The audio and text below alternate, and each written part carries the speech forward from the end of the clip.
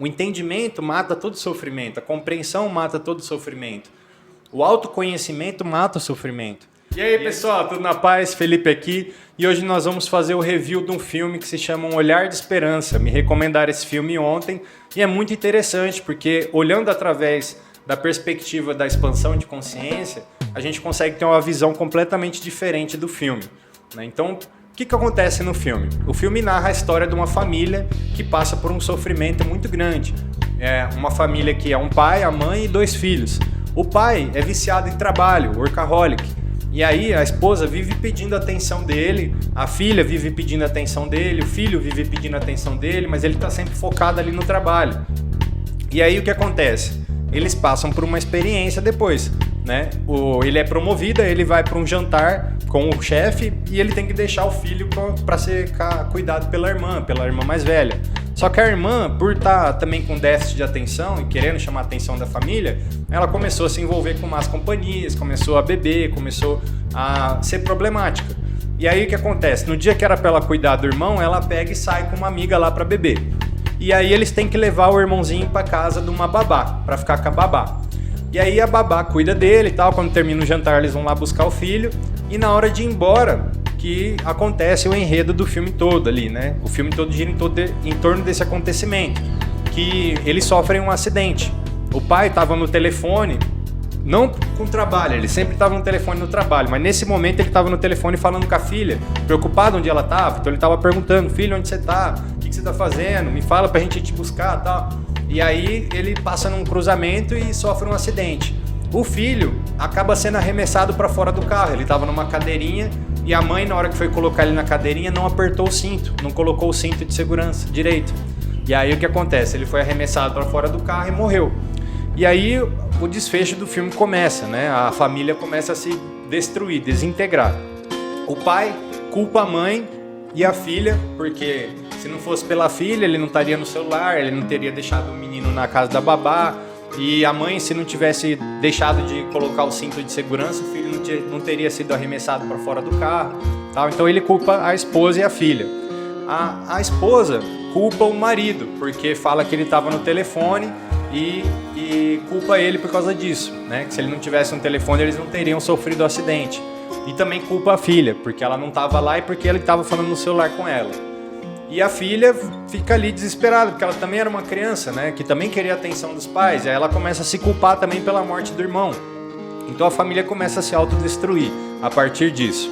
E o pai fica revoltado com Deus, porque ele era um homem de muita fé, né? Ele começa a reclamar para Deus, fala, poxa Deus, eu seguia teus mandamentos, eu era um homem justo, ia para a igreja, dava meu dízimo, como que você pôde deixar que essa maldição caísse sobre a minha família, que essa desgraça batesse na minha porta? Deus não responde, ele fica lá no silêncio, tal, né, se martirizando.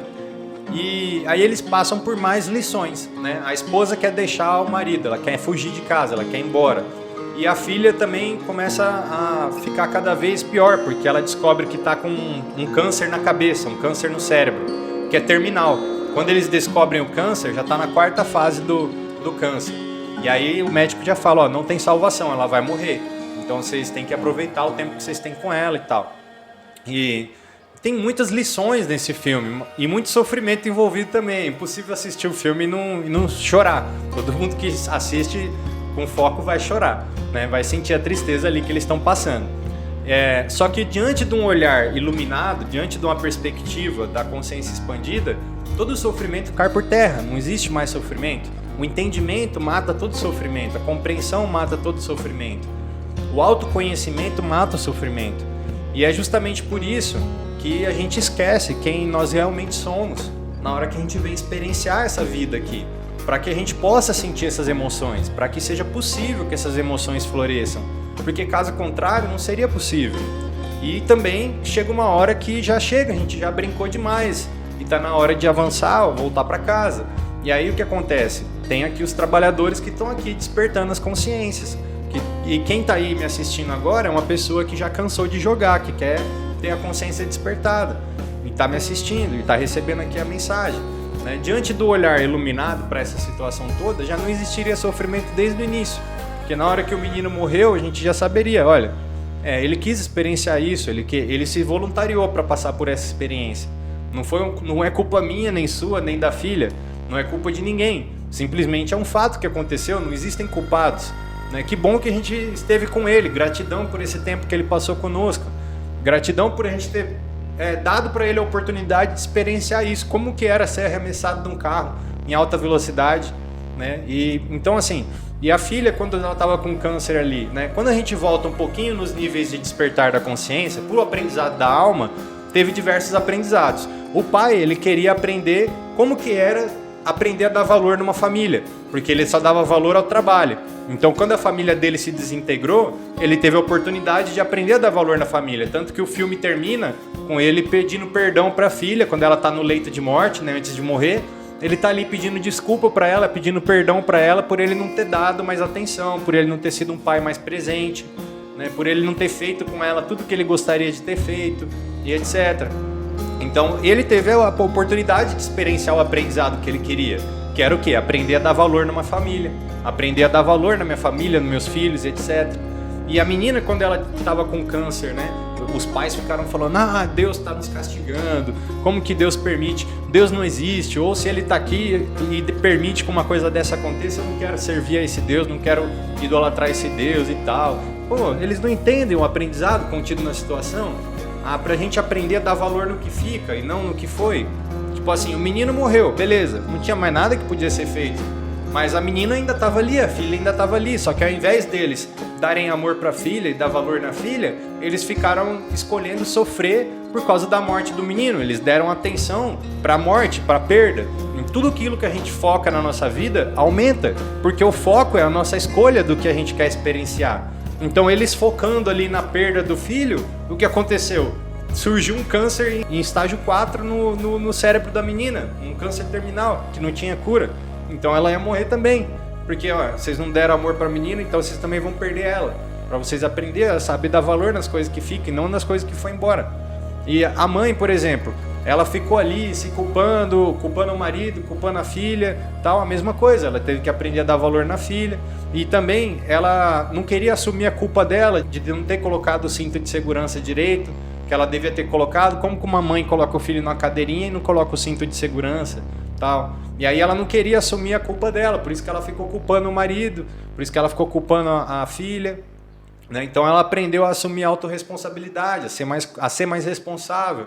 Tal. Tudo tem lições, mas no final das contas, o maior despertar é que, né, o que livra de todo sofrimento, que toda situação envolvida, todos eles concordaram em experienciar ela.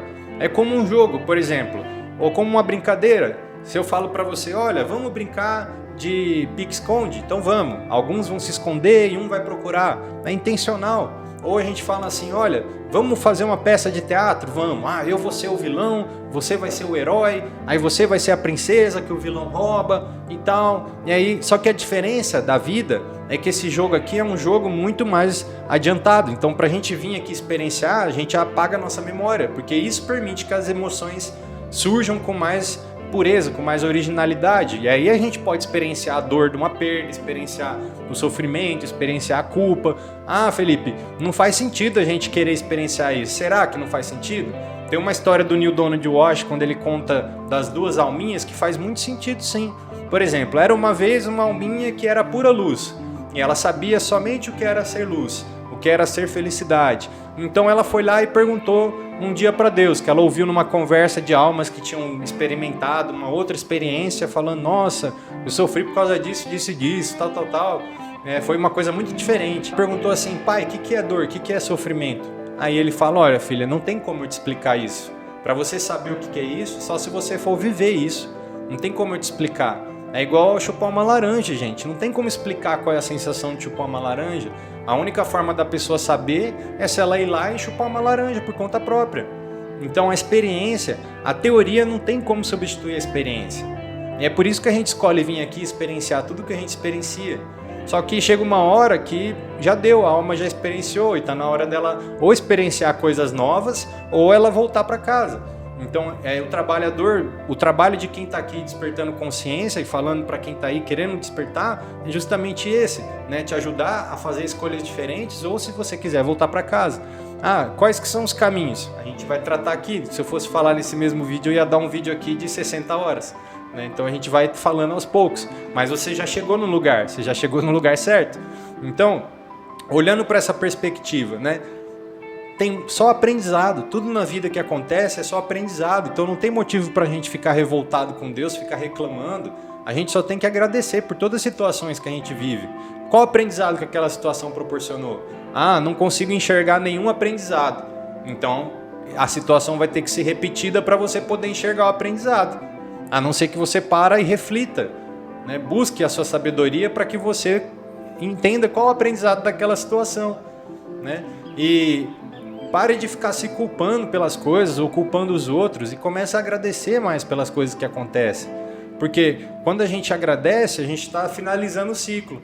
Ah, beleza, entendi como é que era essa situação, agradeço por essa situação e tá bom, não quero mais viver ela, eu posso ir para o próximo que eu gostaria de viver, que eu já tinha escolhido viver, ou uma próxima nova escolha que eu vou fazer agora, nesse momento. Uma escolha desperta, uma escolha consciente do que eu quero experimentar, né? E como que a gente comunica?